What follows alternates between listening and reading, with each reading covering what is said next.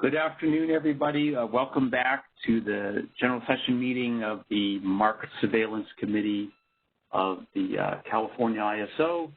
And I'm Ben Hobbs, chair of the committee. I'm here with committee members Jim Bushnell and Scott Harvey. And along with us, we have staff of Greg Cook, Gabe Murtaugh, who's going to be our speaker this afternoon, John Gooden, Bill Weaver, Riddy Ray, and Shami Davis.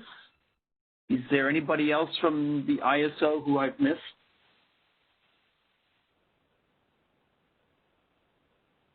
Okay.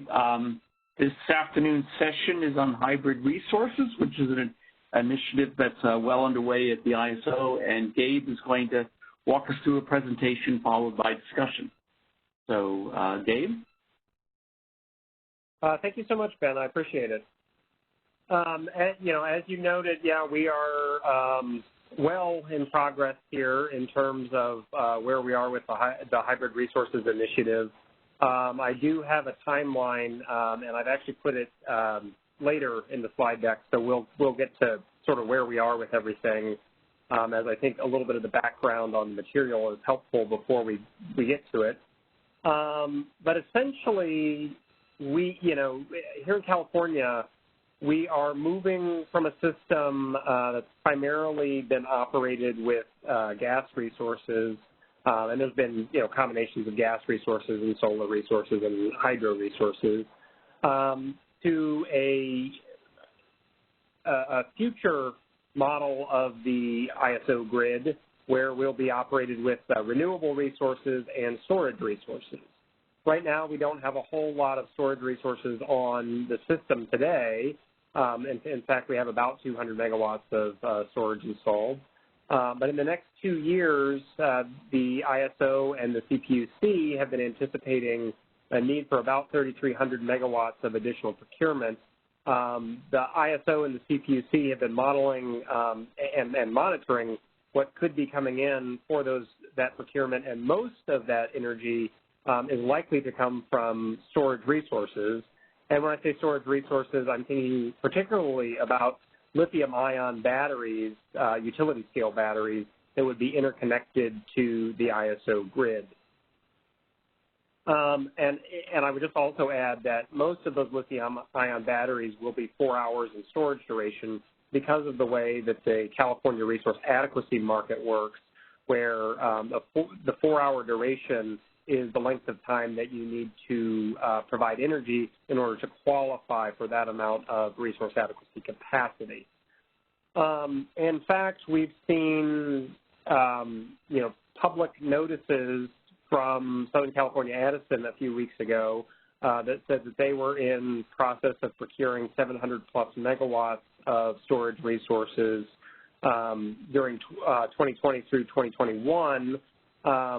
Internally, we've had discussions with both the CCAs and with Pacific Gas and Electric, and they've also indicated they will be procuring storage resources over the next few years. A lot of the storage resources that are in line to be procured both this year in 2020 and in 2021 will be either of a co-located or a hybrid flavor. So they will be a lot of them are going to be on site for existing solar resources in the California market, which means that these solar plus storage resources would potentially gain some benefits because the interconnection is already there for the solar resources, and the storage resources could sort of move in and be able to use that interconnection without having to do much in the way of upgrades. And the idea generally is that the solar resources used during the daylight hours, in addition to producing energy and putting it on the grid, they could also use some energy or potentially some excess energy, including some of the energy that might be curtailed today, to charge the storage resources. And then those storage resources could be fully charged by the end of the solar hours. And then later in the day when the net load peaks or during the ramping up to the net load peak, those storage resources could be discharged in response to economic signals in the market and in response to high net load periods when there's greatest need on the ISO system.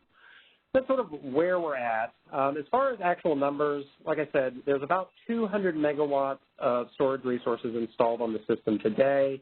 That hasn't really changed much over the last few years, but we do anticipate a few new storage projects coming online in the California markets in 2020 for a few hundred megawatts.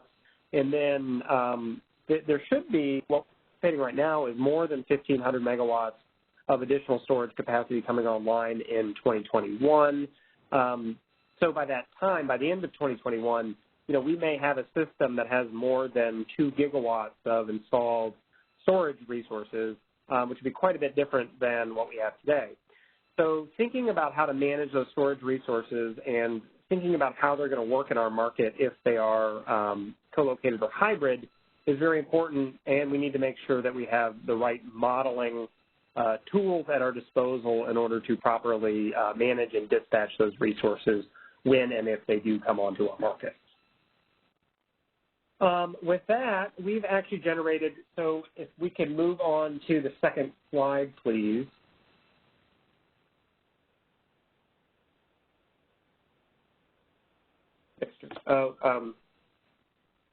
Victor, could you advance the second? Oh, thank you very much. I appreciate it. So with that, we've come up with, in the hybrid initiative, 2 separate definitions, a definition for co-located resources and a definition for hybrid resources.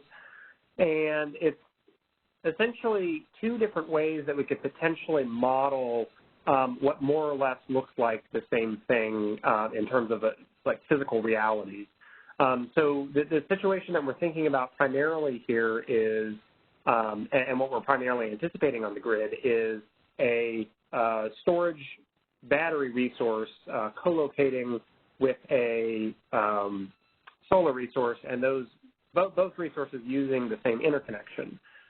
In the first model, the co-located resources model, the resources primarily use the same tools that we already have set up in our system today to model solar and storage.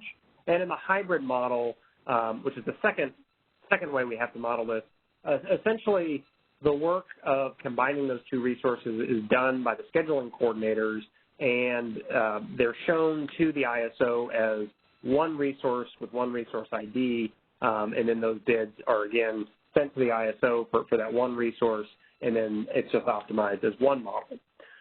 So that's at a very high level. Of course, we anticipate that while most of this, these hybrid or co-located resources will be solar storage in the next few years, there, of course, could be other different permutations and combinations here. When we're thinking about these resources, we're thinking about mixed fuel types, so it could certainly be a wind plus a storage. We've heard some developers talking to us about gas plus storage. We might also see some other combinations. And we might also have co-located resources where there are multiple hybrids behind the same co-located constraint. So with that, the co-located definition, what we've come up with is that multiple resources are behind a single point of interconnection. And the paradigm here is that each resource would be modeled and would submit individual bids to the ISO independently. And then the ISO for the NGR resources or the storage resources, the ISO would model stated charge for them. And then for the VER resources, so the variable energy resources, which would be the wind resources or the solar resources, the ISO would model things like their forecasted energy. We would require them to provide that information to the ISO. So nothing would change very much from the models that we have today. And of course, if you had a gas resource, we'd also be modeling the heat rates and the gas prices and things like that for those resources. Essentially, all of the tools that we have in our market to sort of model and capture these different flavors of resources would still be used, and the ISO would be doing most of the work to, for example, maintain states of charge for storage resources, use the forecasting information to come up with our estimate of how much energy should be coming off of the resource in any given interval, that sort of thing. Whereas the hybrid resource is different than that, and that would be modeling these 2 independent types of resources as a single resource ID. These, again, would have mixed fuel components behind a single point of interconnection. So physically, it might look very similar to a co-located resource. The ISO would just receive one bid curve for this hybrid resource. So again, it would be from a negative amount of energy if it included a storage resource and wanted to model that up to a positive amount of energy, which would be energy that would be injected onto the grid through the point of interconnection. And the ISO would receive one bid curve for the hybrid resources, which would be entered into our market optimization like other resources, and we would award it energy and ancillary services awards just like any other resource in the market. We would ask, though, that while the scheduling coordinators are managing those hybrid resources, that they be able to ensure that they can respond to any dispatch instruction from the ISO. So we're also thinking about a number of tools that could potentially limit the bid curve that the ISO sees on any given 5-minute interval to ensure that the bids that are being submitted to the ISO are achievable by those resources. And by that I mean, there's sufficient state of charge in the battery if there's a battery component, and that if it's a solar or a wind component, that the solar or wind availability is great enough to be able to produce everything that's sort of available on the bid curve to the ISO. So we'll advance to the next slide, and then I'll pause for questions. So this is slide 3. Hybrid resources will be subject to the same market principles as other resources. So hybrid resources will be submitting a single bid curve in both the day-ahead and the real-time markets. And just like other resources, they have the ability to update this curve 75 minutes prior to real-time market intervals, and they can adjust the bid curve on an hourly basis in the day-ahead market, but those submissions would still be done prior to the ISO running the day-ahead market. And then hybrid resources would be required, as I mentioned, to respond to dispatches from the ISO. So we would see a bid curve for that hybrid resource in our real-time market, and whatever the market optimization was from whatever the lowest point on the bid curve was to the highest point on the bid curve, it could be a potential market instruction for that resource. And if that market instruction were to occur, the hybrid resource scheduling coordinator is responsible to make sure that the hybrid resource can deliver that much energy, which means it might have to manage those underlying components, including state of charge and variable components. We want to make the distinction here that hybrid resources will not be classified as variable energy resources or the VER resources. We are planning to use our NGR, non-generator resource model, for most hybrids. The nice thing about the NGR model is that it includes that negative potential dispatch, so there's a negative aspect of the bid curve as well as a positive aspect of the bid curve. And we think if these NGR resources are situated in such a way where they'll have storage component, then they'll need the ability, at least at some point, to charge from the grid, and that's associated with a negative portion of the bid curve. We also would like to note that the ISO will continue to collect meteorological station data and forecast data for hybrid resources that have an underlying VER component. So if you're a hybrid resource, even though you're just submitting that one bid curve to the ISO, but you have a component that's, let's just say it's a solar or wind component, the ISO is still going to want forecast information for those solar and wind components. Part of our function here is to make sure that we're reporting renewable generation across the ISO. So part of the way that we do that is to collect that information through these MET station data and the forecast information for what we have for our fleet that's online. So even though hybrid might have a component that's VER and we might not explicitly be dispatching that resource or as a resource, we do want to still continue to capture that information about how much aggregate generation on the system is coming from renewable sources.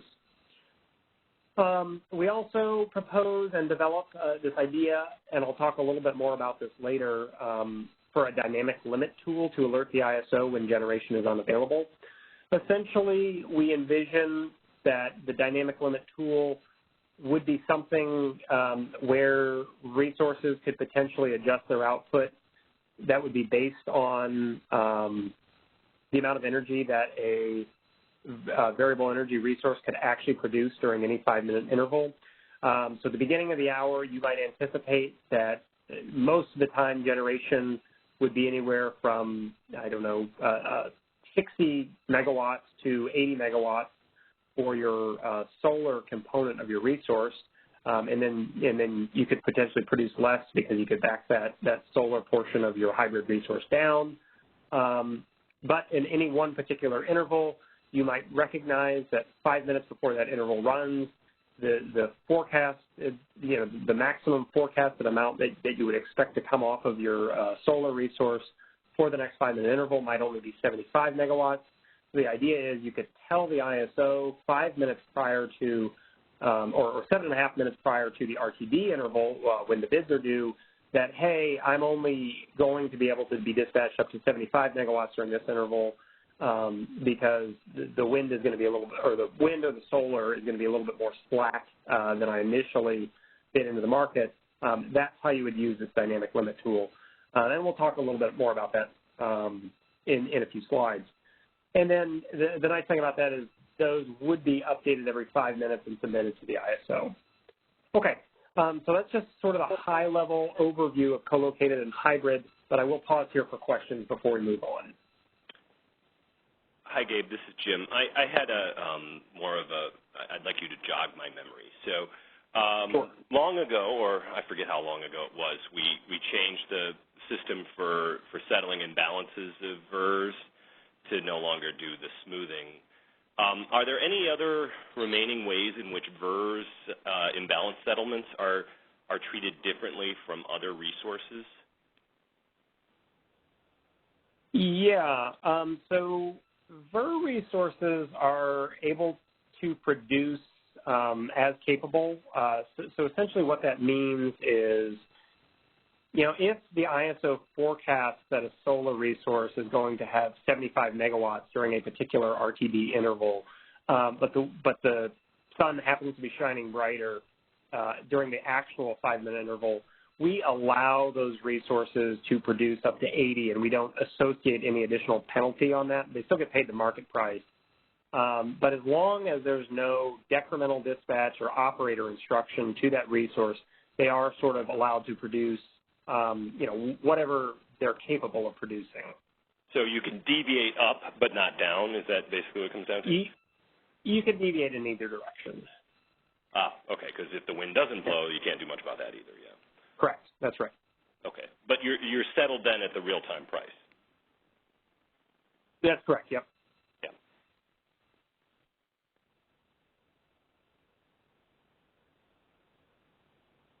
Good question, Jim. This is Ben. So, Gabe, I wanted to ask about state of charge, and the ISO is proposing not to monitor or model state of charge, and of course that makes things easier from a market modeling point of view.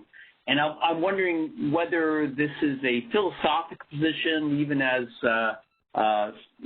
software capabilities improve in the future, we would never want to have the option of monitoring state of charge and modeling that. Is it philosophical, or was it just for practical reasons at this point? We didn't want to introduce that complication. And I'm wondering how stakeholders felt about that, whether any owners of these resources would have liked it, but it wasn't possible, or nobody wants it. Yeah, I think that's a good question, Ben. I had some discussion with stakeholders sort of about, if there was a pie in the sky, best case scenario where the ISO could model everything. So if you really did have a solar resource and a storage resource and you wanted to put those bid curves together and you wanted the ISO to sort of do all of this, adjusting of the bid curves in real time, where, maybe you say, oh, I'd be willing to bid my solar resource at $0, and then I'd be willing to charge at such a price, and I'd be willing to discharge my battery at another price, and then potentially, throwing in, optimization of when the battery charges in the real-time market, and the ISO doesn't really instruct it to. That was sort of a best case scenario, if the ISO could potentially deliver that. Internally, we've had a number of discussions about the feasibility of actually doing that, and it turns out that it's very difficult with the way that we have the market set up right now. So I think in terms of solutions that, we're able to deliver in the next year or so, which is sort of the timeline that we've got for this project, I think what we have here is sort of pushing the envelope of what we can deliver. If we're thinking about a longer-term solution, I think, yes, we may want to start considering, some other things that the ISO can do, noting that the technological challenges, I would think that the technological challenges, even for maintaining a storage resource on its own, are fairly large. And then when you start adding and mixing in other things with it, it gets even bigger. So we've been cautioned against that by our technology team. We did get a few comments, though, from a couple of market participants asking about the collection of state of charge information from the hybrid resources. And they said it might be a good idea, even if you don't use it necessarily in your modeling, it might be a good idea to track that information and to retain it, just to sort of review what these resources are doing and perhaps get a little bit more insight as to, particular ways that they're operating. Some of which came from our market monitor, which I assume has market monitoring implications. So that might be an idea as well, and I would think that the burden of just simply collecting the state of charge data would be significantly less than actually using it in our model. Okay, I like the idea of giving the operators some visibility if it's a hot July afternoon and we're looking at a steeper ramp than people anticipated. I can imagine operators wanting to know, well, what might be available there under the hood. Okay, so I was asking because whether it's philosophy or practicality, because there's certainly the way some hybrid resources are sometimes pitched is, this is a way we can make a solar or wind facility look like a normal power plant, and then you can treat it like a normal power plant. But as an engineer, I always think that it's you can always, if you actually know how a device works and what its real limits are, you can always manage it in an ideal world, optimization world, more efficiently than if you have some approximation. Well, we're going to make believe that this is a power plant and ignore its internal storage and constraints and so forth. And this is what, it's the philosophy of giving the operators more visibility that has led us to more complications in terms of MSG modeling, combined cycle of alternative configurations. We could have treated it as a black box, but if you really know what the actual constraints are, you can be more efficient and more reliable. And so I haven't heard you say that there's a philosophical objection to, at some point in the future, maybe having a more detail in the market models about what's going on in these resources, but it's simply completely impractical at this point. And this is something that might be revisited in the future. I hear John. John, would you like to say something? Hello. I would. Hi. This is John Gooden from the ISO. Yes, John Gooden, California ISO. Ben, this question is one that's been bantered around, and it does dip into a little bit of philosophical. If we're getting to the point of getting into the hybrid resource to where we're doing the on-site, what we'll call on-site optimization, in other words, we're sort of optimizing the resource behind the meter or the resources behind that meter. And philosophically, that is a challenge because how the owner-operator wants to manage that resource, particularly around things like ITC, investment tax credits, gets real tricky if we're trying to optimize the resource, that we're trying to balance a market optimization and least cost against some kind of ITC. That gets tax incentive, that gets really tricky. So I think there is a philosophical part here as well when you sort of have these conflicting motivations, objectives of tax credit versus market objectives. Yeah, so John, you're absolutely right. And this is, of course, it's the reality of the ITC that's driving a lot of this investment. So you can get the tax credit for the battery part of the facility. So you're absolutely right, and there will then be constraints that if you don't use the storage in a particular way, it may not be eligible for that, and the ISO would not have visibility in that, and that's not a constraint that the ISO should itself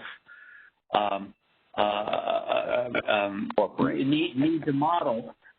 So but you can imagine down the road that these facilities are going to be around for a while beyond the time of which this is going to be consideration.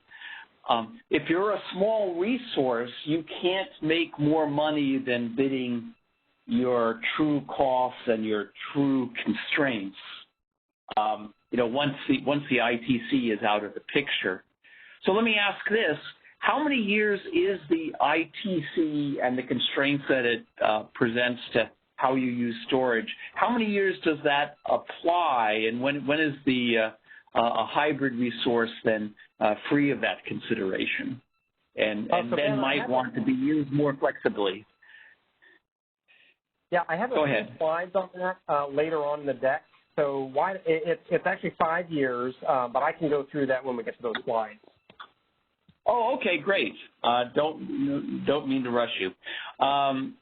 Look forward to that. Let me see if Scott or Jim have anything else before we go to the phone lines. No, I'll wait until we get to the next slide or two. Thanks. Yep, nothing more from me.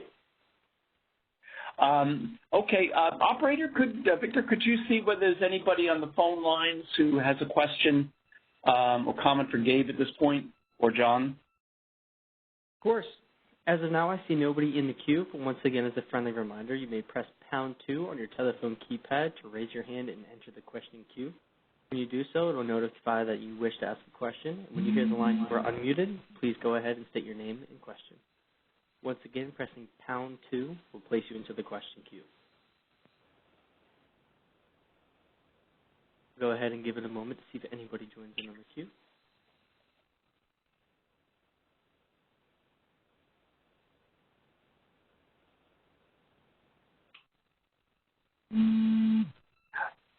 Okay, I guess we'll go ahead and allow Gabe to continue. Thank you. Sure. So we can advance to slide 4 here. Essentially, we've noted that there will be a need for new tools to be developed in order to support the hybrid resource definition that we have right now. Hybrid resources will face, many of the same challenges as existing resources, so they will have variable generation, or we anticipate that many of them will have variable generation. They will have a state of charge to manage. But again, currently the ISO is not envisioning actually managing the variable portion of the generation or having the state of charge information. So the primary new tool that we're anticipating are these things called, or what we're calling dynamic limits. And, I think I've already touched on this, but essentially these are going to be established for storage resources. And basically every 5 minutes, if there's variability in that output of the variable component of the hybrid resource, these resources will have the ability to update those dynamic limits and make sure that their bid curves correspond with what they can actually output. I could envision this being particularly useful on, intervals or hours when the wind is ramping up quite a bit. So at the beginning of the hour and the end of the hour have very different forecasts when you're looking at 5-minute segments. of output from the resource, and you're going to want to bid in economically, or you may want to bid in economically that full capability that would be there at the end of the hour, but at the beginning of the hour, let's just say a solar resource might not fully be there because the sun hasn't come up yet or whatever. So that's sort of the idea with these dynamic limits. Again, these would be, we have a tool in the system today that does something similar to variable energy, for variable energy resources, but essentially this data could be submitted to the ISO, as late as 7.5 minutes prior to an RTD interval. You'd have 5-minute granularity, so you could tell the ISO what your anticipated output would be over a 3-hour period in 5-minute chunks. And then we wouldn't be requiring scheduling coordinators to submit this information if they didn't want to. So if it was, let's just say, a 100-megawatt solar resource paired with a 50-megawatt battery, and those two resources have 100 megawatts at the point of interconnection, and the solar was producing at near full capacity, and the storage resource was charged up at let's just say 50% state of charge, there'd be no need for that resource to use the dynamic limit tool, because during every interval, they'd be capable of producing the full 100 megawatts and supplying that to the ISO. If, however, it was early in the morning and the sun was just starting to come out and solar generation was very low, say between 10 and 20 megawatts or something like that, you could never get to 100 megawatts because, your total generation from your storage resource plus your solar would only be, 60 or 70 megawatts if your storage resource was fully charged or somewhat charged enough to be able to respond to dispatch instructions. So that's sort of what we're envisioning there. And on the next slide, so slide 5, we're just going to switch gears here a little bit to think about co-located resources. Wait. So before you switch gears, I'd like to talk about this a little bit. So the issue here is that if this were a pure VER, it would be able to produce however much it wanted, right? We just talked about that. So it wouldn't need to worry about the ISOs, about whether the sun was up or not, because the ISO would be looking at the forecast and seeing what it's producing. In any case, you just said it can produce as much as it wants, right? That's correct. Under normal circumstances, when there's no decremental dispatch or operator instruction, the resource can produce as capable. Right. Now, when we get to the hybrid here, that's what's changing here, that when a hybrid puts in the bid, its output has to be conditioned. It has to follow that upper limit. It no longer can produce as available? That's correct. Okay. So this is to allow it to keep the output that's going to the grid consistent with what it can produce. But have you thought through and done any thinking about the implications of folks changing the upper limit every 5 minutes? Even if they're not trying to do anything inappropriate, if it doesn't matter to them, it seems to me we have a multi-interval optimization, and people start moving this stuff around every 5 minutes, where I can see us coming back and talking about the problems with that, and as soon as we start implementing this. Mm-hmm. We've looked internally at some potential issues that could arise from this, particularly when your forecasts are different between your RTD and your RTPD intervals, and that is of some concern. And we've discussed that internally, but we still feel like there needs to be some tool for these resources to be able to broadcast potential changes in what they can deliver to the ISO on an interval-by-interval basis. I think that there could be, as you noted, this could be a pain point in the future, and we may need to come back and revisit this. The other thing I would note is that we are planning to collect information on all the, forecasts and the actual energy that's coming off of the VER components of hybrid resources. So to the extent that we have that information, we can also verify that these dynamic limits are matching that information. And I think, we can also... What do they have to match? What do you have to match? You just said they can use this however they want to. I don't see, do we have some hidden standard that they're supposed to... I thought they were able to just do this as they wanted. If they decide they want to charge, they can charge more and vary reduce their output so they can charge, or if they decide they want to discharge, they can increase their upper limit. So my apologies, Scott. Yeah, that is not the intention here. The idea is when a resource is incapable of delivering energy to the grid, the dynamic limit tool is the tool that hybrid resources will use to tell the ISO as close to the real-time market as possible, what they're capable of delivering to the market in reality. It's not a tool where they can sort of limit output and just say at any minute, well, I'm not going to produce anything now. I'm just going to give you a 0, and you're going to advance to the next market interval or something like that. I'm not sure there's a meaningful distinction there. I mean, there isn't any way to verify what their capability is there? I mean, the intent may be to mirror reality, but I don't know if there's any way to actually verify that is reality. Well, I think the idea is that we certainly could do that. If we've got a situation where we've got a 100 megawatt solar resource, a 50 megawatt storage resource, and we know that the forecast of the resource in interval 1 is 10 megawatts, and the forecast of the solar resource in interval 2 is 20 megawatts. Well, there's no way that the resource can produce more than 60 in the first interval and 70 in the second interval.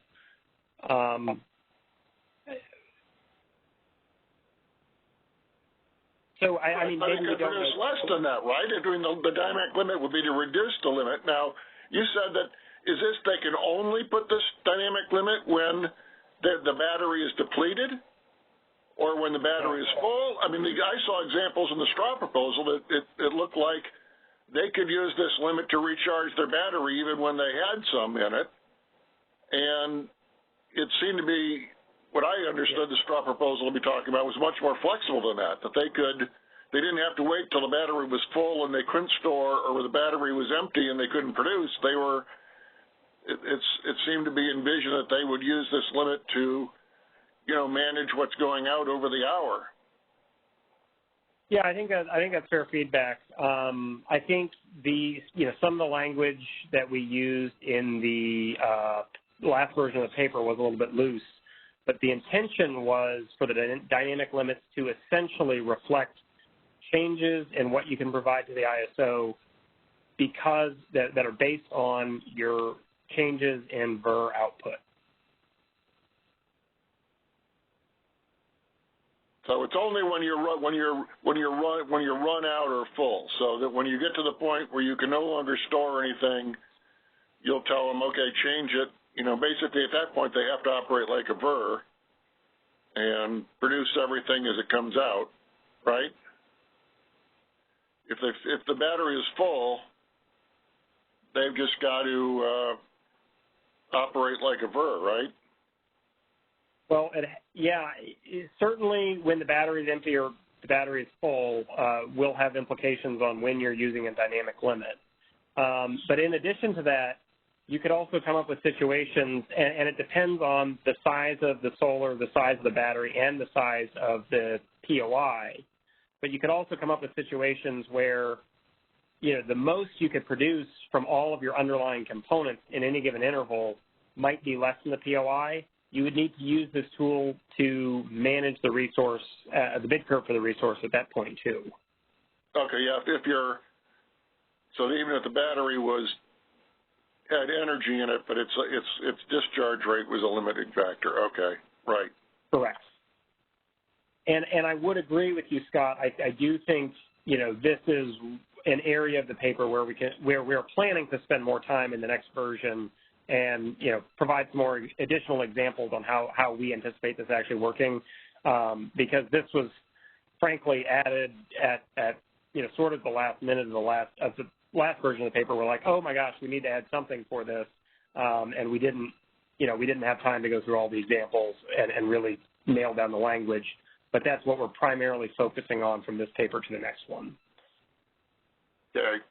I think we ought to be, that's I understand better, but I think we really ought to nail down how this is we envision it to be used and what's appropriate, and make sure everybody understands as we get into the discussion of this proposal, so we don't go forward with something with radically different views about how it's going to be used between the ISO and the market participants. Yep, I understand that, and I'll keep the MSC appraised of any changes there. Sorry. Can you clarify then? You helped sort of flesh out exactly what the conditions you envision this limit being used under appropriately would be. And does that mean that you would actually be screening in something close to real time for this appropriate use, or it's more that this is something where if it is being abused, it would be an issue that market monitoring could look into, and there would be possibly actions that could be taken for, sort of down the road on a forensic level to try to intervene? Yeah, I think at this point we're more focused on sort of the latter approach, but that isn't to say we couldn't put in something that screened this dynamically, if we were finding issues with this tool. Thanks. Yep, that's a good question, though.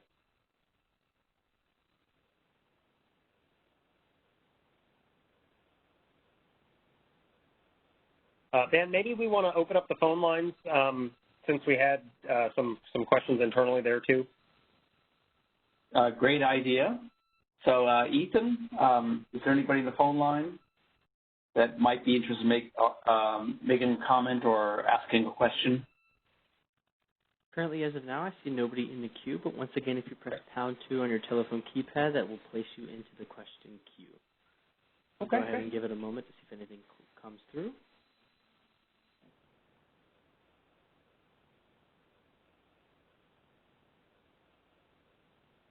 So we'll have more opportunities for questions. So if others do roll in, we can circle back and address those.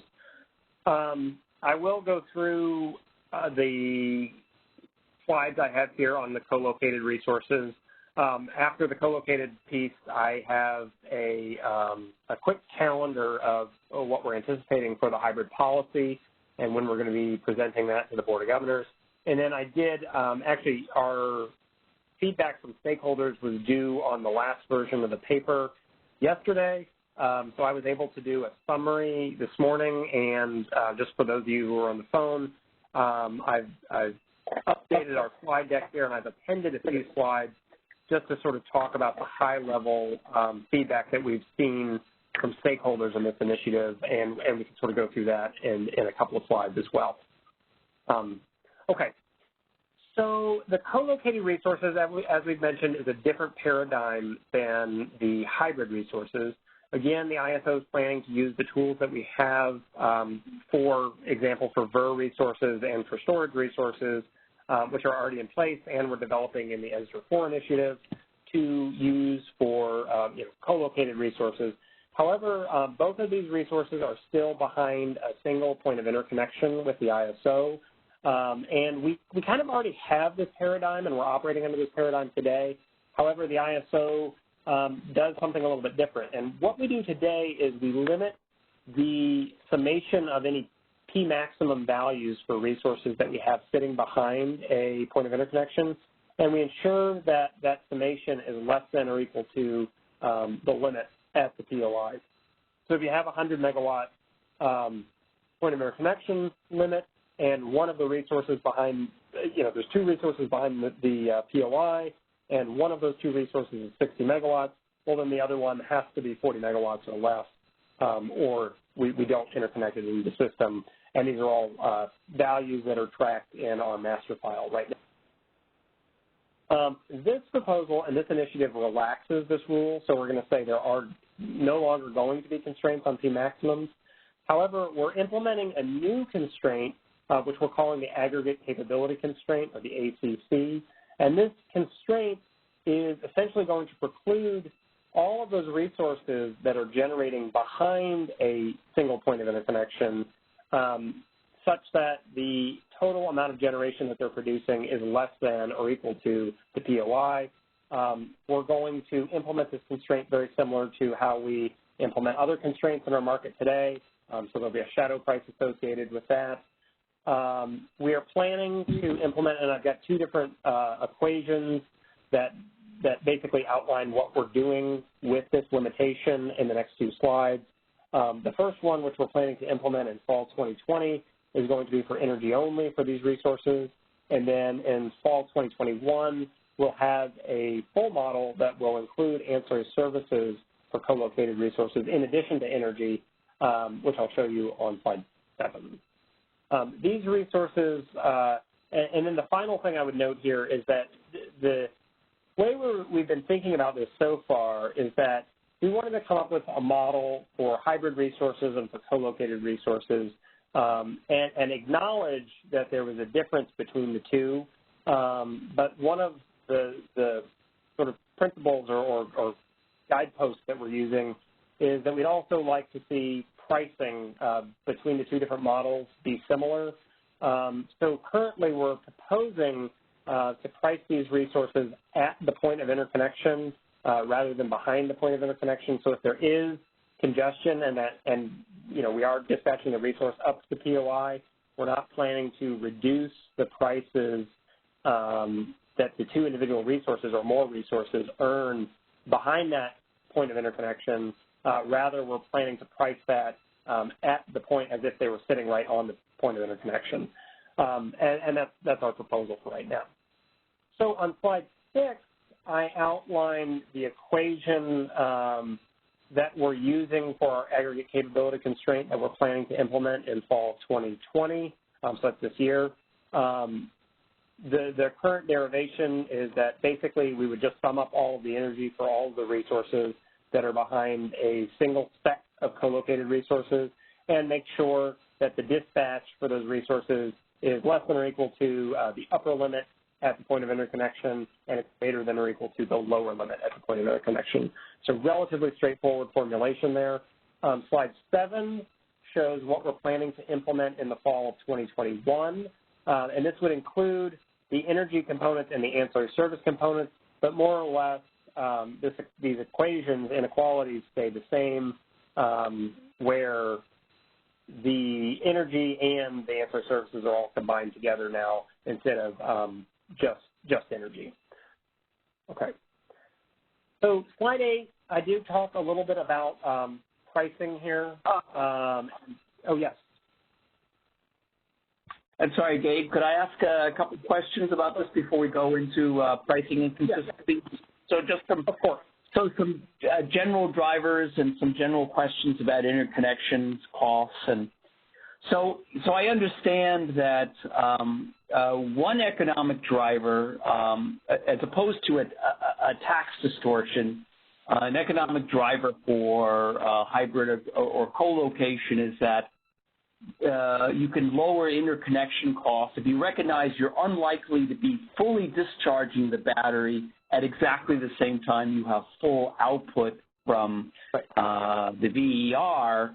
And so rather than, if let's say each is 75, rather than buying 150 of and paying for 150 of interconnection, you can pay for 100, which will, because it's very unlikely you would need more than that, and that saves money in interconnection costs.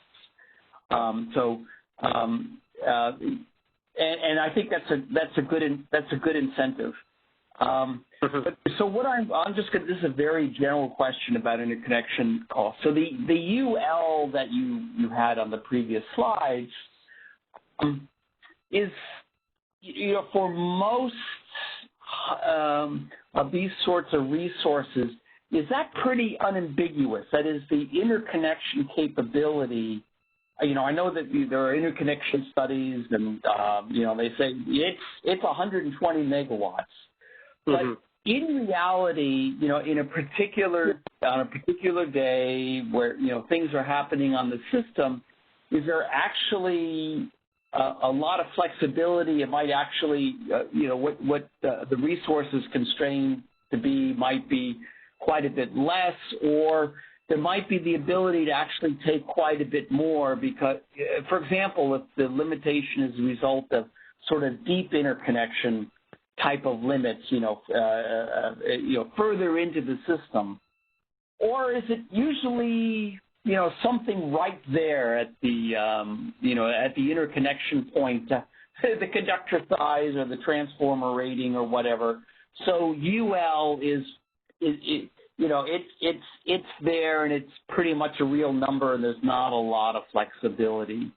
Let me phrase that question briefly. How hard a number is UL, or is it very system dependent, and depending on what other things are doing, and down the road we might want to think about how we could make UL more dynamic or allow it to be relaxed in some cases where the system could really take a lot more, or are we not going to be capable of actually doing that? That's a great question, Ben. I think I don't necessarily want to speak to the physical attributes of how the UL is actually calculated, but I can say from an interconnection standpoint and an ISO modeling standpoint today, the requirements are very black and white. As you say, we go through an interconnection process, and we establish that your upper limit is going on your POI is going to be 120 megawatts. That's basically hard-coded into our systems, and that's a very inflexible number, which would lead me to believe that it's likely the case that the physical attributes are actually relatively inflexible as well. But I'd have to get somebody else to speak to that in actuality.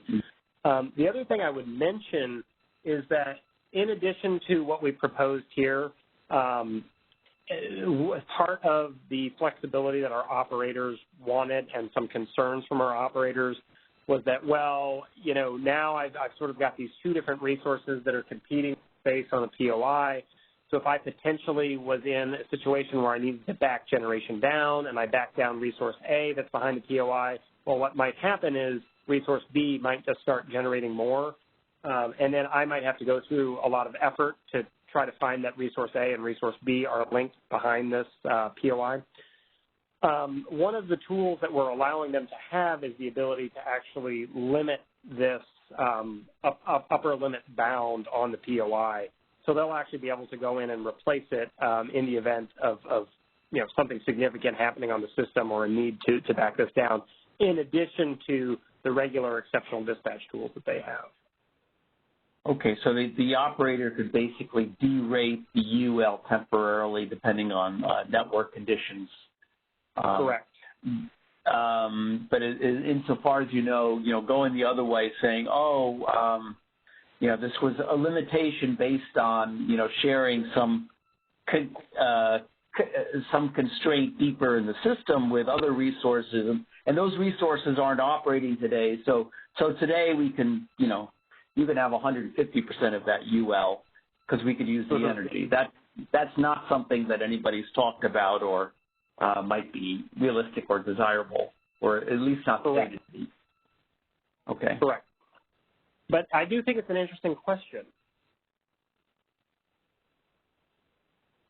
Yeah, I just don't have a clue about whether these interconnection limits are pretty local and pretty definite transformer ratings at a substation, or are deeper things and are really more like transmission system constraints, which of course we manage dynamically through congestion pricing. Okay, I don't know if anybody else from staff would like to say anything about that.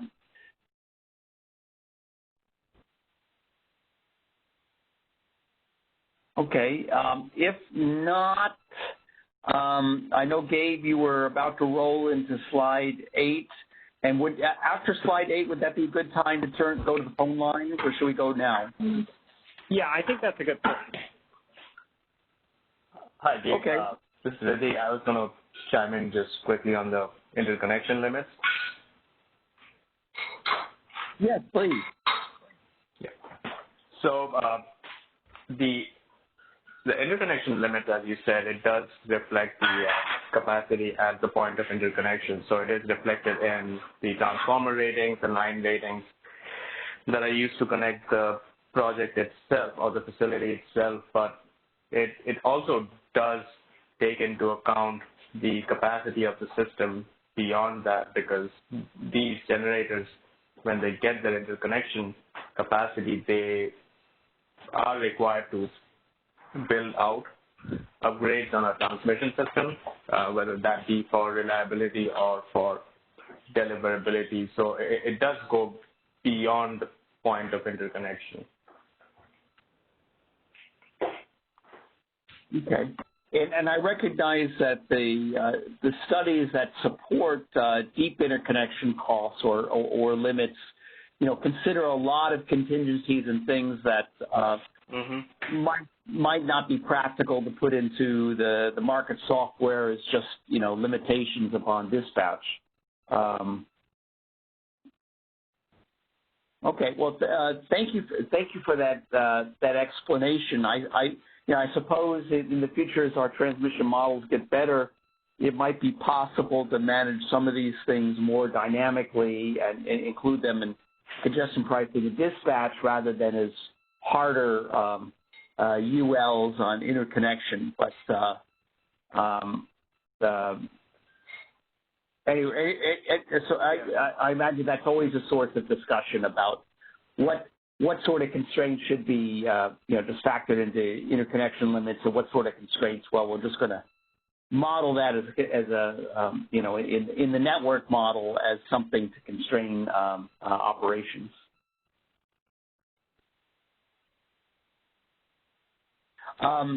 Thank you.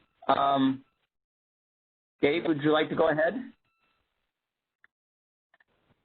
Sure. So, okay. So slide 9.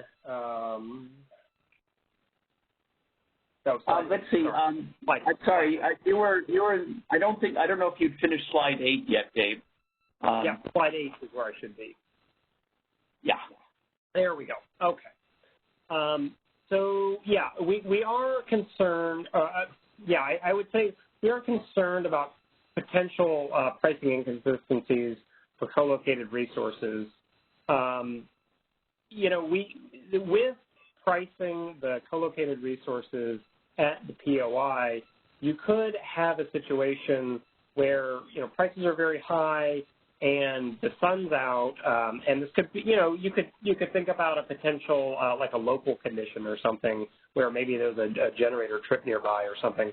But if prices were high, you'd have high prices for the underlying resources at the POI, and both would potentially want to produce more than the dispatch instructions from the ISO, although they wouldn't, the point would be that the prices were higher than the grid curves, and they'd be incentivized to the prices to generate as much as they possibly could, but the ISO wouldn't be dispatching them fully. And the idea here is that, we really do want to ensure that resources are, particularly the co-located resources, are following their dispatch instructions when they're receiving them from the ISO. We've talked a little bit about the VER resources and their ability to produce as capable. We're still planning to leave that provision in place, but when a VER resource is dispatched down, or when it receives an operator instruction, or when that POI limit binds, we are planning to ensure that resources don't produce more than the POI, and we have a number of tools and safeguards to ensure that that doesn't happen. The first thing that I would mention is that we do have a requirement in our tariff that resources, particularly co-located resources, follow dispatch instructions. So that's sort of the basic one. The next, idea that the ISO has is, well, that, if we detect that resources are routinely not following their dispatch instructions, so co-located resources, and potentially exceeding their POI limit, then we always have the ability to sort of revert them back to a situation where the sum of the Pmaxes for those resources is less than or equal to the POI, which is a current paradigm that we operate under, which would ensure that dispatch was always less than the POI, but could also introduce some inefficiencies. The third thing that we do, and I think Riddy alluded to this in his description that we just heard, resources are going to be required to have a physical and, in most cases, an electronic control at the point of interconnection to limit the flows to the POI upper and lower limits that we were talking about. These are called run-back schemes. And generally the way that they work is there will be an actual controller that sits right at the POI electrically, and it will be continuously monitoring how much energy is coming from each of the underlying components. And again, it'll be a requirement upon interconnection that these run-back schemes are in place so that if the POI was ever breached, then this run-back would automatically reduce the output from the underlying resources. Generally, it does it on a pro rata basis to ensure that the upper limits or the lower limits of the POI were never violated. So we're going to check to make sure that those are in place. And then what we could always do is if we find that co-located resources, are still not following this rule broadly, we could always sort of go back and look at this pricing again, so revisit this piece of the policy, and if we need to, we can include those congestion components in the prices that the resources receive. And then, of course, if the congestion components are in there, the dispatch instruction would always be the right incentive for whatever the market is instructing the resource to do. So if you're marginal, that would be the case when you're not at your full output, and if prices were particularly high, then you'd be instructed to go to your full output, and that could be one potential option as well. So we've also been a little bit concerned about, and this is a little bit of what I was talking about just a minute ago, but we are concerned that, our exceptional dispatch tools that we have set up in place in our control room right now don't include the POI constraints. So the ISO may not have visibility into what all those constraints are. So initially we proposed in the last version of the proposal that all co-located resources would need to be one scheduling coordinator. However, we've gone back through and we've revised this, and now we've sort of dropped this proposal. So now resources will be allowed to be controlled by separate scheduling coordinators.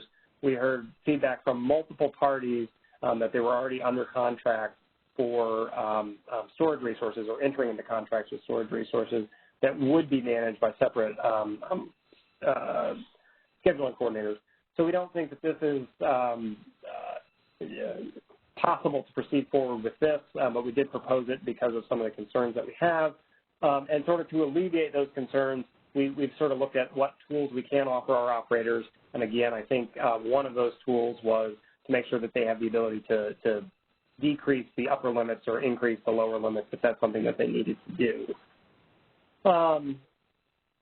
And we're going to continue to think about operating controls as we get more experience with operating hybrid resources on our system going forward. So we'll continue to monitor that and see if there are other needs that arise as well. So with that, I think this is a good point to pause for questions from the MSC, and then we'll take questions from the phone as well. Okay, when resources connect, co-located resources connect, does the second resource that's coming in just get to co-locate on its own, or does it have to enter into some kind of contract with the resource that was already there to share the interconnection? Or is the interconnection owned by the TO, so it's just dealing, because if they have to deal with the original resource, they could resolve these things contractually. But if it's just somebody can just come in and plop down and create congestion, that wouldn't work. Yeah, from what we're hearing from a lot of the folks who are actually entering into these agreements, many of these, you're right. You can't just plop down and use somebody else's interconnection rights. So you have to make agreements around, what you can and what you can't use with those interconnection rights. And you're right, there could be some financial incentives to size in a certain way. Hey, that might also cover that they can't use up someone else's, when they're dispatched down, they can't ignore that. And this could all be handled just by settlements amongst the two of them. But this is Reddy. So I was just going to add to how these co-located resources are coming in. So generally, just addressing the scenario you laid out, there is an existing resource, and then this second resource comes in and creates this co-location situation. It's usually the same with the owner of the existing facility that's just adding a new battery or a new battery capacity to the existing generating facility and creating this co-location situation. So it's not another entity that's coming in to build on the site of this existing facility, because the co-location is only allowed for units that are under one interconnection capacity. We don't allow, at least that is not the plan, to allow separate developers to come in and combine interconnection capacities and create a co-location situation. Okay, but like Dave just said, they could have these different scheduling coordinators, so that sounds like it's a different, or maybe that's different scheduling coordinator. Somebody else. Is that it? Different scheduling coordinators, as Gabe mentioned, that's absolutely correct. But all they're doing is contracting out the offtake of the energy. The owner of the facility itself still remains the same, and so does the operator. It's just the SC that could be different. So you may need some arrangements between the SCs, not necessarily the owner of the facility. Right. Yeah. So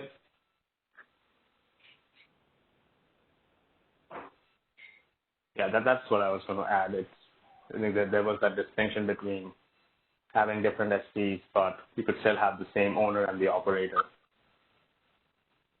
I understand. That's a good point. Thanks. Yeah. Okay, thanks, Rudy. I got a question. Will many of these resources, they anticipated to be not on the ISO network, but down, at a lower voltage, so that the constraints between the resource and the ISO's managed network won't be visible to the operator? Or at what volt are all these connected on the high voltage grid that the ISO manages?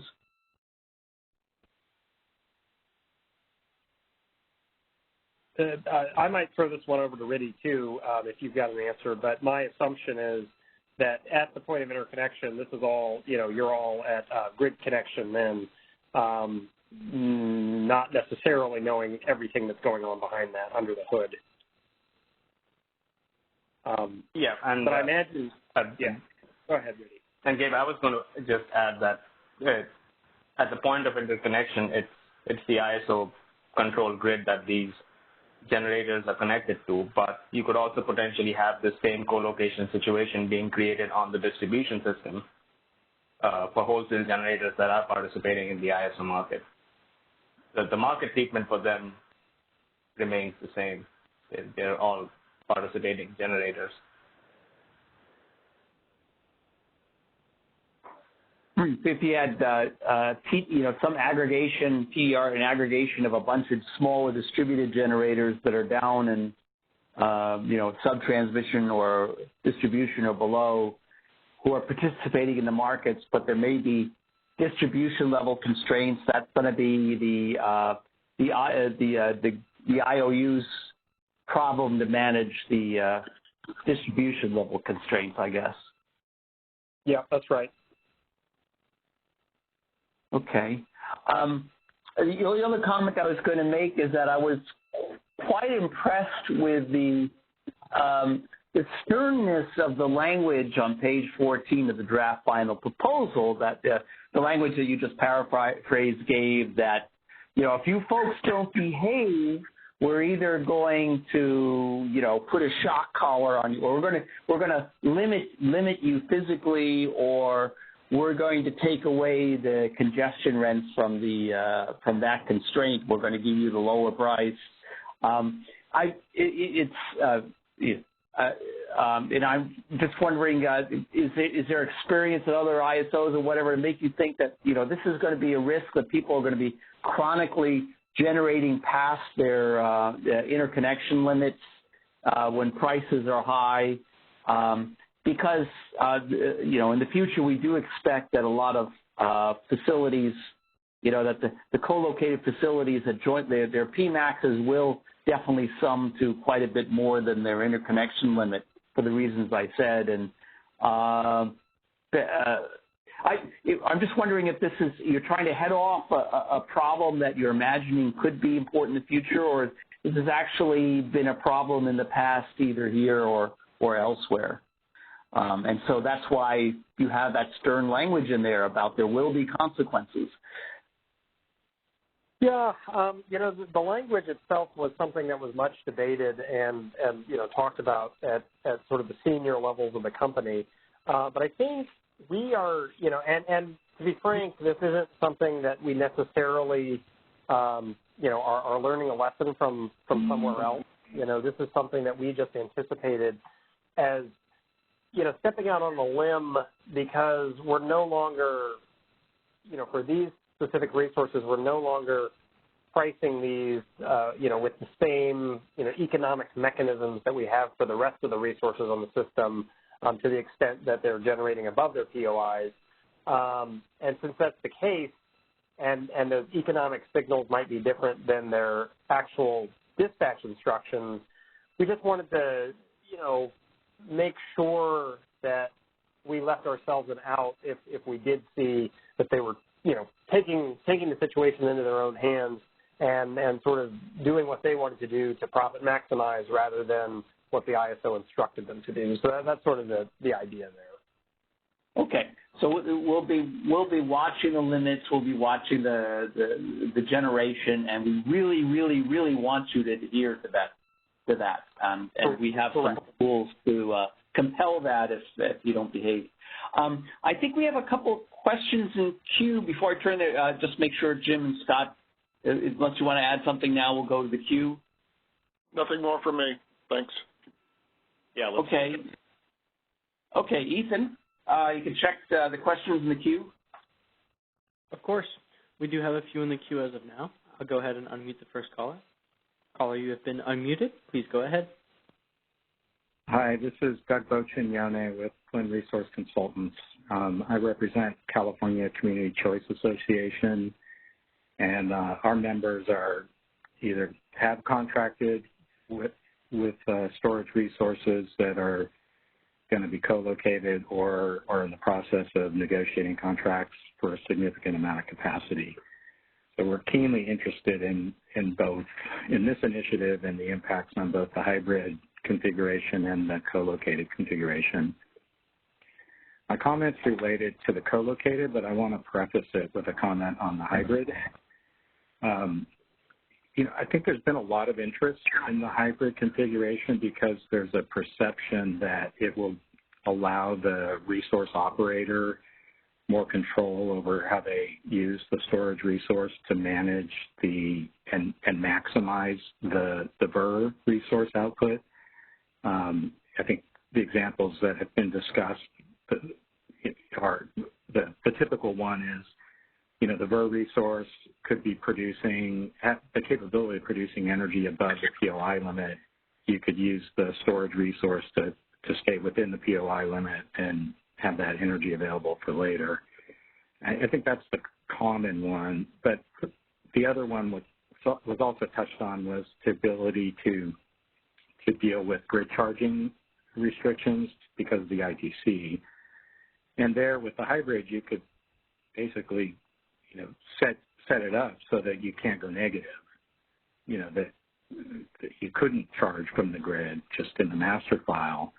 And then, because what you're trying to protect against is when the VER resource just isn't capable of producing as much as what was forecast, if you don't change the amount of energy that's going into the storage resource, then there's going to be energy coming off the grid, and that's not acceptable for some of these contracts. So, I think that's why there's been a lot of interest in hybrid, but the hybrid comes with a big drawback, which is that you can't optimize the dispatch of the storage resource over the course of a day, right? You don't let the market do the optimization. Each resource operator has to do their best guess at what's the best times to charge and the best times to discharge. And that's a challenging exercise, and clearly is going to be suboptimal to have every single operator making those decisions, and it will be very resource intensive. So with that said, there's a lot of interest more recently in finding a way to make the co-located configuration work, because that would enable each resource to be offered up to the ISO independently, and then the ISO, particularly in the day-ahead market, could optimize across the whole day, identify which are the most profitable hours to charge and discharge, and get an optimal schedule for the market as a whole. And that's great in the day ahead. But when you get to real time, and now you start to have deviations on a sort of an uncontrollable VER resource, right now the ISO recognizes that and lets the VER resource generate as capable unless there's operational reasons on the grid where it can't, the CAISO can't accept it. And I think what's being discussed now would take away that flexibility, and I think it sort of goes against the state policy to encourage maximize the amount of renewable generation on the grid. And, a simple example would be the one I mentioned earlier. You're going to, the VER resource is capable of generating more than the 5-minute forecast, but you're already at the POI limit. I think under what's being discussed now, you'd have to stick with the dispatch instruction, essentially, waste, curtail the VER output, even if you had storage capability that was available that could have absorbed that excess generation. Whereas if you would allow both the VER resource and the storage resource to deviate in equal and opposite directions, you could generate as much as possible from the VER, put the energy into the storage resource, and the amount of energy that went to the grid at the POI would be what was actually cleared the market in the RTD. So you let the resource solve the problem. And, there's a cost to that, right? Because the more energy that's curtailed, the less energy you have available in a later hour that could have had originally been produced from a variable resource. The grid charging problem is, in some cases, maybe more problematic because there, you may have an absolute restriction in the contract that says grid charging is not allowed in the first 5 years. Well, with the co-located configuration, if you don't allow, when the VER resource just can't produce as much as the 5-minute forecast, if you don't allow the storage to change its operation to, either to charge less, that's the main problem, then that storage resource will get grid energy, and that's not allowed by a lot of the contracts. So that means you wouldn't have the option to do the co-located configuration for those contracts. And then you lose the ability of the CAISO to optimize the storage resource in the day ahead. So, I mean, our suggestion, and we submitted in the comments, was to allow the co-located resources to deviate from the dispatch instruction, let the storage do it up to the extent in the opposite direction of the VER deviation. And then the CAISO gets what it originally expected when the market cleared.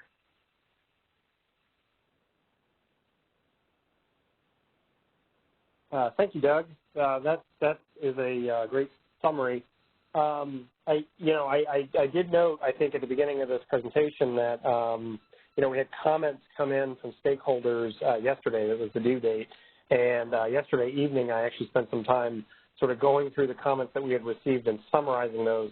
So I think in a very recent version of the slide deck, which I'm not even sure if it's been published on the website yet, but I put it together today, this morning, it includes a few additional slides, and in those slides, one of the things that I walked through are the investment tax credit and this sort of notion of that you were talking about of sort of storage resources being allowed to make up the difference between what the forecasts were for VER components and what actuals were for VER components. So I will be speaking a little bit more about this idea later in this meeting, and then I'd like to get some ideas and feedback from the MSC and if they could weigh in for the written opinion as well. But we will be considering this in the next version of the paper for sure.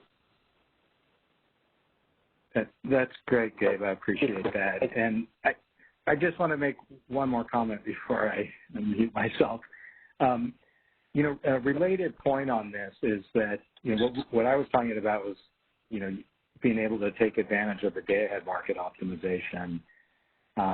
We also have the concern that in the real-time market, there's not the look-ahead is such a short time horizon, only a few hours or really only an hour for the RTD, that you basically can't sort of put a normal bid in for the storage portion and expect that it's going to get optimized. Each resource operator is going to have to make their best guess as to what's going to happen over the course of the day. And so I think there's going to be a strong incentive for the storage operators to just follow their day-ahead schedule, which I think is, from a risk management standpoint, I think, except for the ones who are most engaged and active in operating the resource, most are just going to, want to stick with what cleared in the day ahead. And, which is a bad result, because then you've got these super flexible resources that, whose flexibility isn't going to be available. And unless we find a way to have a longer look ahead in the real-time market, I don't see a simple way around this. I think it's just a reality until we get a longer look ahead. Yeah, Doug, I appreciate that comment too.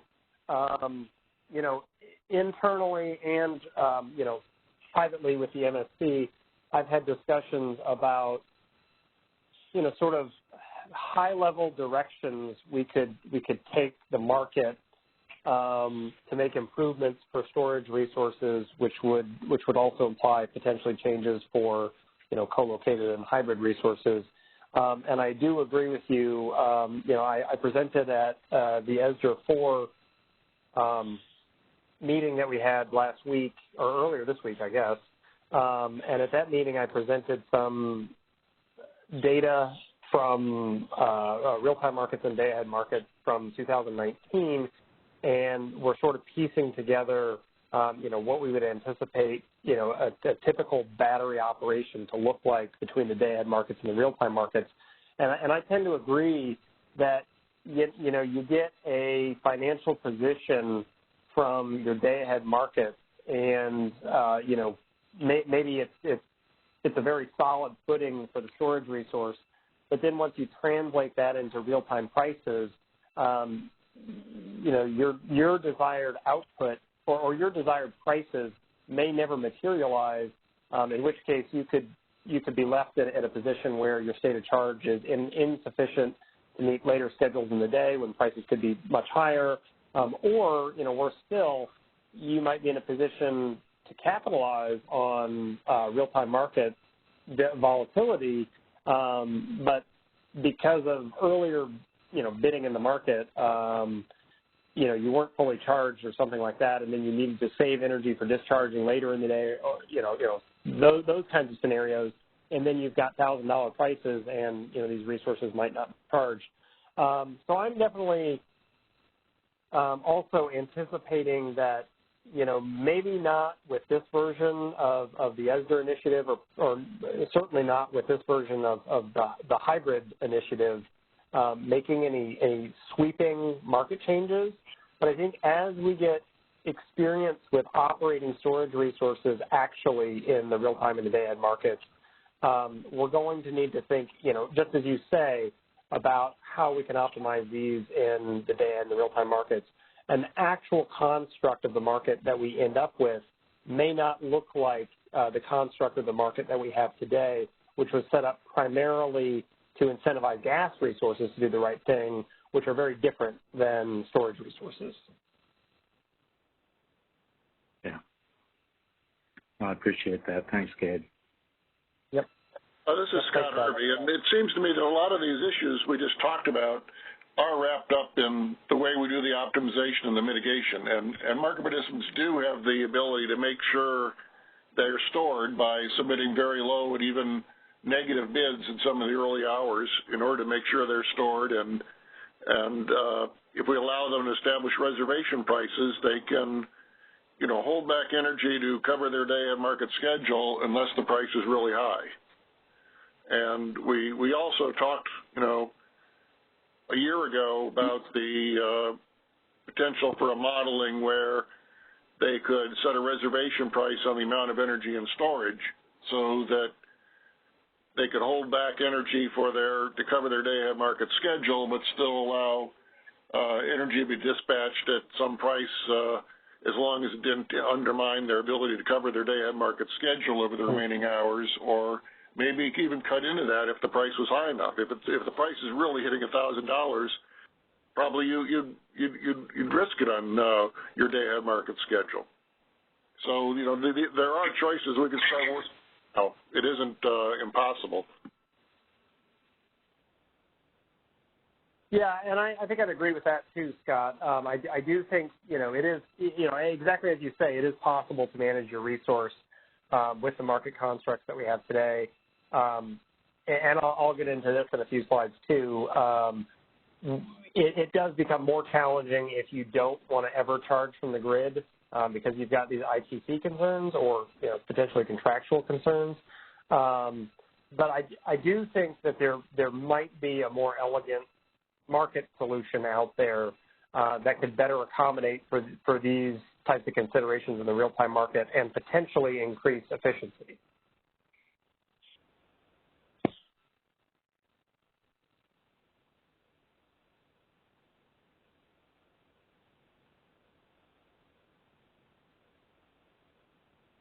Operator, any other calls in the queue? Oh, yep, we have one other question in the queue. Caller, you are now unmuted. Please go ahead. Hello, this is Alvis Sloboda from PG&E.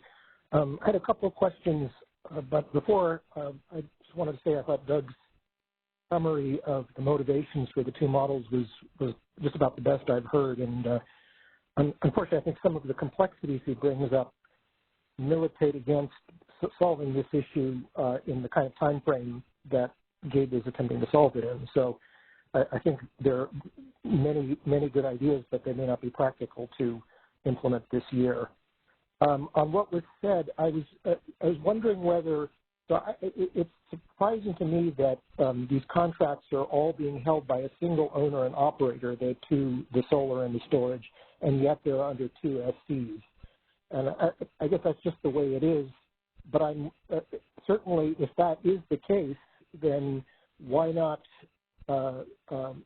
have a constraint for purposes of the interconnection limit, which requires for this time frame that the projects have some common operator or owner structure, because that certainly addresses the issue of people getting results that are, where two different business entities are getting results out of the market, and one feels harmed by what's happened. So I was really curious about that statement, but I think if it's true, then perhaps there are other ways of implementing the same kind of constraint. The other question I had went to what Ben Hobbs was talking about in terms of if you have more than two resources at a single point of interconnection. The scheme that you talked about, Gabe, for controlling the output at the point of interconnection seems to be something that you had assumed would be implemented by the resource owner. Am I wrong on it? Is this something that's implemented by the CAISO? If it's implemented by the CAISO, then it seems that there's no issue when you have multiple resources. But if you're expecting a particular control scheme to be implemented by the resources, then that would be problematic. Yeah, the control scheme is actually implemented at the control, at the control center for the POI. So these will be set up, and that's a great point, right? I'm sorry. I'm sorry. That's the ISO then. Is that right? No, that's not the ISO. That would be at the physical location of the point of interconnection. Who has that responsibility? So you're thinking about a situation where you've got multiple resources at a single point of interconnection. Perhaps they're all modeled as individual resource IDs, and for whatever reason, those resources collectively are producing more than the POI. Is that right? Right. And possibly with multiple owners and multiple SUs. Yes. And the answer that we have to that problem is that at the point of interconnection, which is managed by a single party, then there's a computer there, and it actually has the readout of each individual resource ID, and it actually has more detail than that. So if, for example, one of the resource IDs was a wind farm, it would have granularity to see what was actually coming from each of the wind turbines that was located at that farm, and it would potentially have the ability to disconnect an individual wind turbine from producing. But the software would be in place there that would automatically trigger, that would back down any one of those components to ensure that the aggregate output was less than the POI limit. So some party, some entity has that responsibility then for managing the point of interconnection. Some single entity. Correct. That's exactly right. And so that's part of the design of this, that even in the case where you have two SCs, there will be one, as part of the interconnection process, there will be one entity that has the ability to implement this control. Okay, that makes a lot more sense, and thank you for that explanation. Yep. Gabe, just to clarify, is this something that already is part of the interconnection agreement and owners already put in this equipment there, or is this an added requirement that's going to be put on? Yeah, this is relatively standard for what we do with the interconnection process today. Okay, thanks. Yep.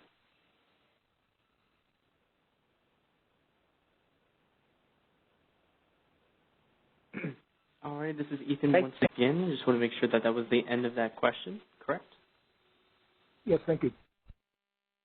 Okay, and we have no Thanks, Alva. In the queue as well. Okay. So we're just as a time check here, we're at 2:35, so we're in relatively good shape. I'll go through the timeline for the hybrid policy, which is located on slide 9.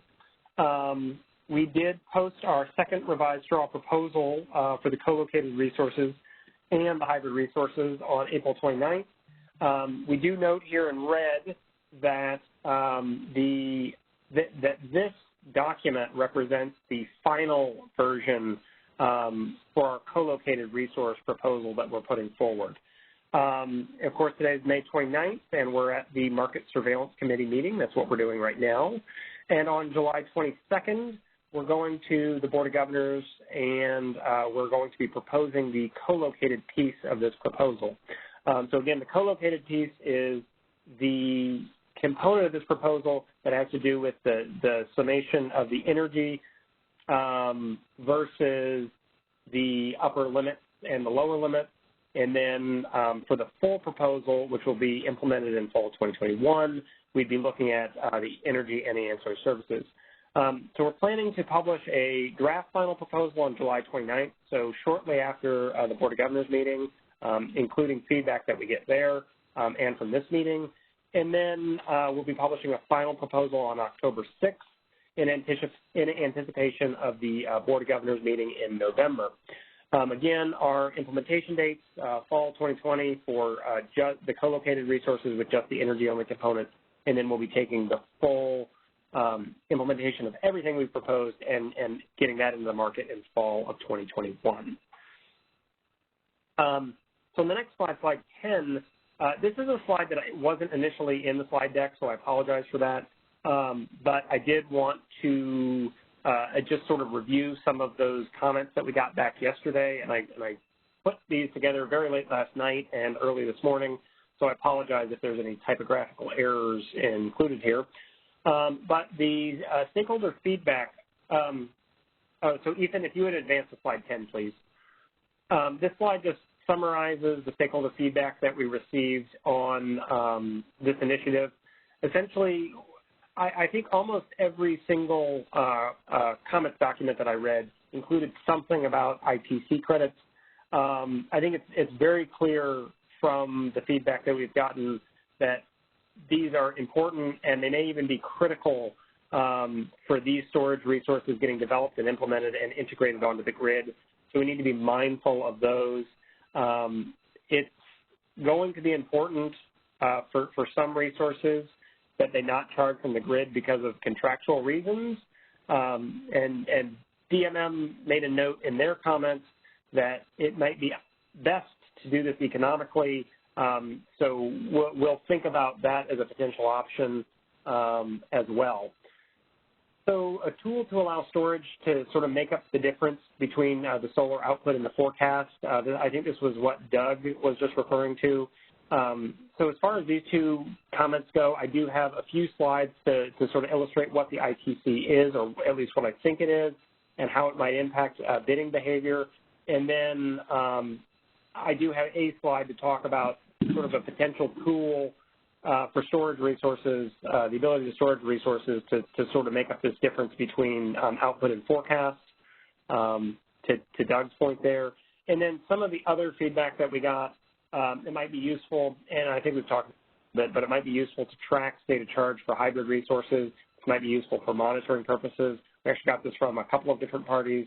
And it may be wise to make it somewhat easy to transition from a hybrid resource to a co-located resource, because some resources may realize there's benefits for one model or the other model.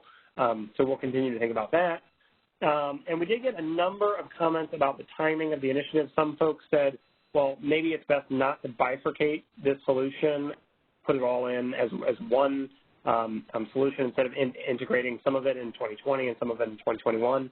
I do think the ISO is interested in getting something out in the fall of 2020 because, as I mentioned, there's a number of resources that are coming online in this calendar year and some in early next calendar year.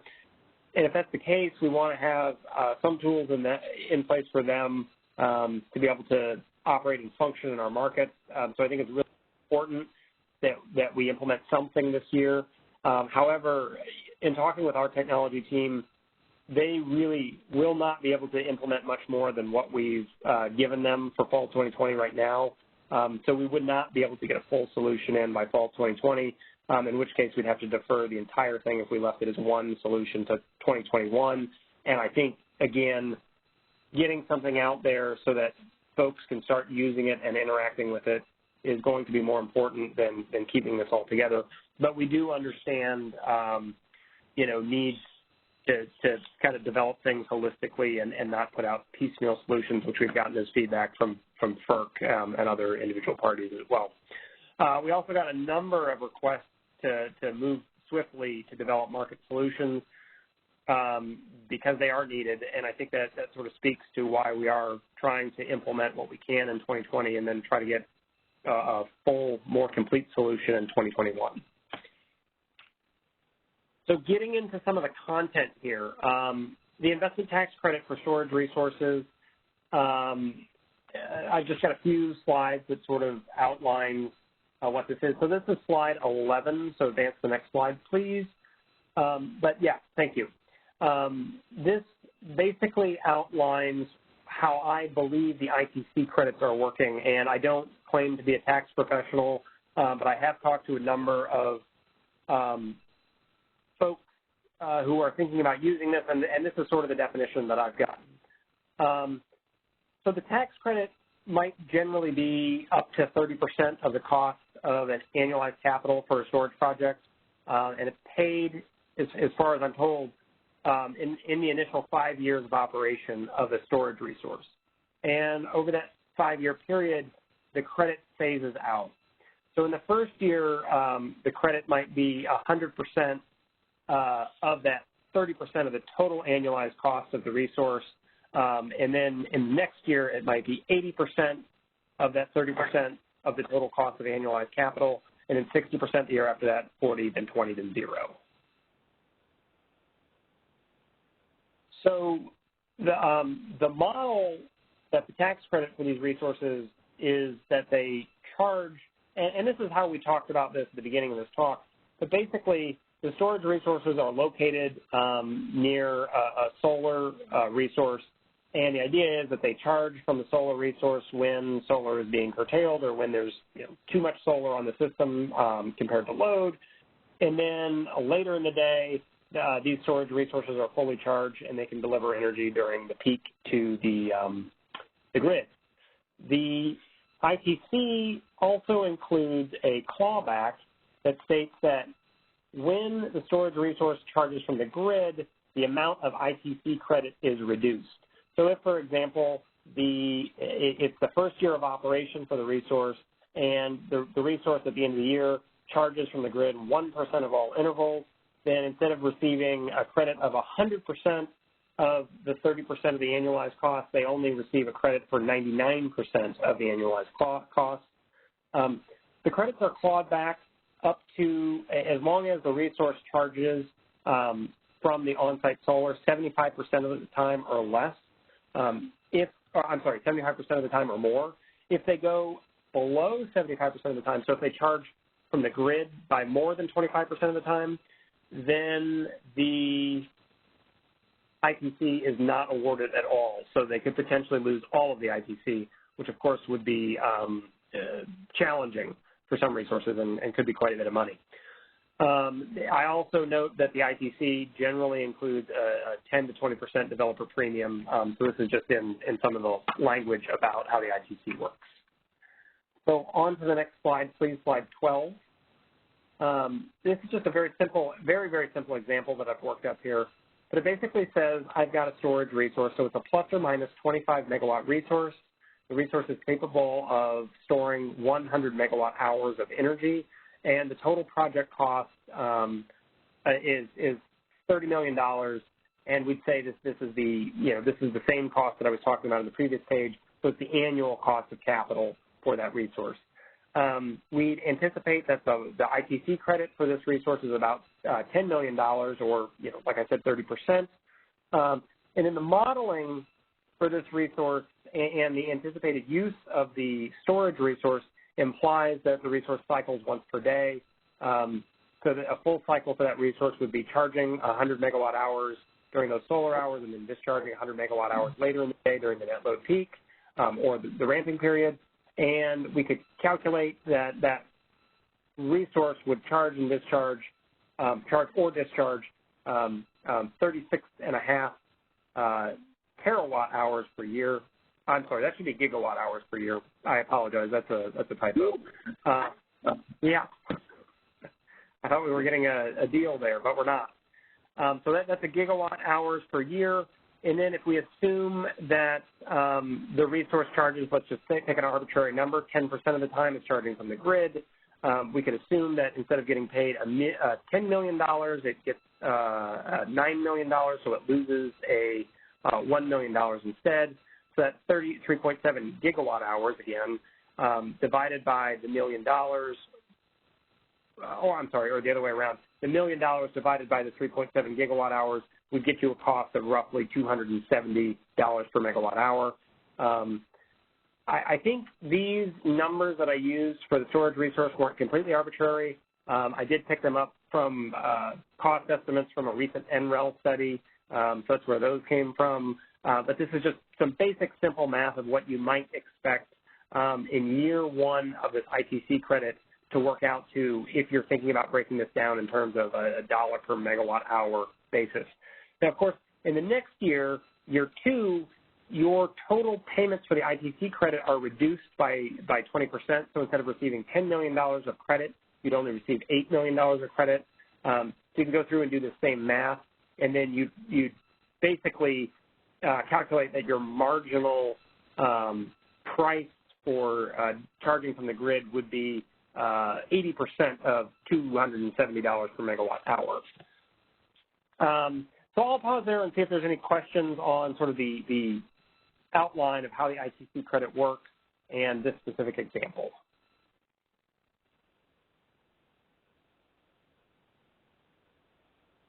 Thank you, Gabe, and thanks to stakeholders who made all these comments. I have to say that I'm very sympathetic with what DMM said about ITC should be managed economically, and it shouldn't be the ISO's responsibility to make sure that operations are consistent with what essentially are contractual and not physical limitations. A few years ago we had discussions as to whether maintenance contracts should be binding or limiting what the ISO does with the resource, or should be considered in market power mitigation. And I think that the principle is recommended that the ISO should be worrying about the physical limitations, and if there are contractual issues, that's between the resource owner and whoever they sign the contract, and the ISO shouldn't have to worry about that. And I think that the same principle should apply here. Let's see, Jim or Scott, you want to say anything now before we turn to the lines? Not from Scott. Not from me either, Jim. Okay. Operator, do we have anybody on the lines, Ethan? Yes, we do have one question in the queue as of now. I'll go ahead and put them through. Thank you. You are unmuted. Please go ahead. Hi, this is Doug Bocignone again. I just wanted to comment. It's sort of related to ITC, but what we're really talking about here are the real-time deviations, and my understanding is they're settled as, any resource that deviates, whether it's a VER or not, gets settled as either an instructed deviation or uninstructed. So if it's a VER, it gets settled instructed. If it's not a VER, it's uninstructed. The price is the RTD price for both of those today. The uninstructed deviator also faces other charges, like rough charges, that get allocated to uninstructed deviations, and that's the thing the VER is protected from. What the concept that we've been proposing, I don't think would require any change to the CAISO's markets at all, because all we're really talking about is a settlements rule that would allow that those storage deviations that correspond with the VER resource deviation get treated as instructed and are allowed. They're not treated as a tariff violation, because if they're treated as a tariff violation, then people won't do it. So I think what we're talking about in terms of complexity, we're not asking that anything be done in the CAISO market that would affect how the market dispatch runs. We're actually want that to happen according to economics. We're just saying have a rule in your settlements that allow, unless told otherwise by the operator, allow these storage resources to do what they're good at, which is react to the change and counterbalance what the VER resource is doing. Yeah.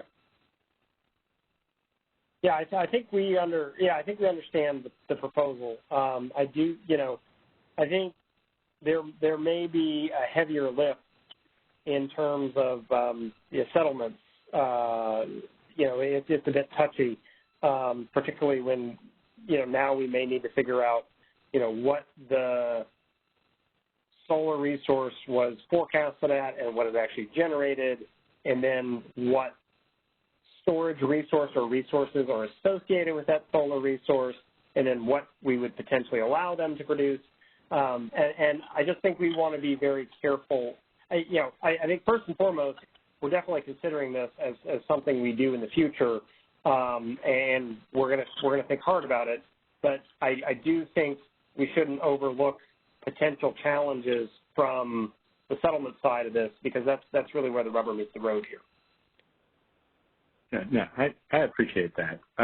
Although the structure is in place for the VERs, right? Mm-hmm. I mean, these deviations are tracked for every single resource, whether it's a VER or not already. Mm-hmm. Right. So we're layering on the complexity is matching it up with the VER. Yep, I agree. Okay. Thanks. Yeah, thank you, Doug. Okay. Ethan, is there anybody else in the lines? We do have one other who has just dialed in onto the question queue. Would you like to go ahead?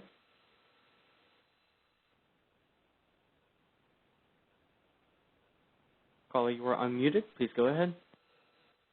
Hello, this is Alba. I just commenting on what Doug had said. I'm more inclined to agree with Gabe's take, especially now that we've got this multiple SC and really no constraint on the SCs that are involved in this. Being able to associate a deviation on a resource managed by one SC with a deviation on a resource managed by another SC is not a process that exists currently in settlements. So I agree with Gabe. I think it's a heavier lift, primarily because of the fact that this constraint that the ISO had in place has been removed from the co-located resource model. Thank you. Yeah, like I said, it might be something that we can implement, and we're going to think about it. But we just want to be careful as we move forward. But yeah, thanks, Alva. Any other comments? With that, we have no further questions in the question queue. Great. Thank you, Ethan. So I'll just go through. I've got 2 more slides here, and I think we can do it. I've got 7 minutes. So on slide 13, I did just outline, and I think we've hit on a lot of this already. We have a number of tools that we can use today for storage resources to achieve no or limited charging from the grid. The first one is, that we could potentially put in a mechanism to explicitly prevent dispatch from the grid. Having spent time in the Department of Market Monitoring, working in the Department of Market Monitoring myself, that doesn't seem particularly palatable to me, but, that is something we could consider. It may be more of a challenge in light of, the comments that we get from DMM and some of the feedback that we're hearing right now from the MSC, but that is one idea. Another idea, of course, is, and I think this is, not the most palatable for the ISO, but it could be, a potential solution that would ensure no charging from the grid. But if storage resources did self-schedule all their energy that was awarded in the day-ahead market into the real-time market, then they could essentially ensure that they never get charged at all from the grid. So we do have tools in place right now, including self-schedules, that would allow resources to do this. And it would also allow economic bidding in the day-ahead market. This would preclude, however, economic bidding in the real-time market when, we hear a lot about, the flexibility of storage resources and how quickly they can ramp, and, the eagerness of storage resources to sort of capture these very low, negative $150 prices or very high $1,000 price spikes. So we think that a self-schedule for, all hours of the real-time market might be a bit unfortunate because we'd sort of miss out on the capabilities of these resources in our real-time markets. We are introducing these tools called the minimum and maximum end-of-hour stated charge in the ESDR 4 initiative. I would note that these tools don't necessarily guarantee that there's no grid charging, but you can set them in such a way that, at the end of the hour, the storage resource is, at any particular level or at or above or at or below any other particular level as well. So they're fairly flexible in what you can do. So if, for example, you set your minimum end-of-hour charge requirement at, say, 100% by hour ending 13, well then by hour ending 13, that storage resource would be fully charged, and it would, as long as this solar resource was running alongside of it, you certainly can make that claim that the energy was coming from the solar resource.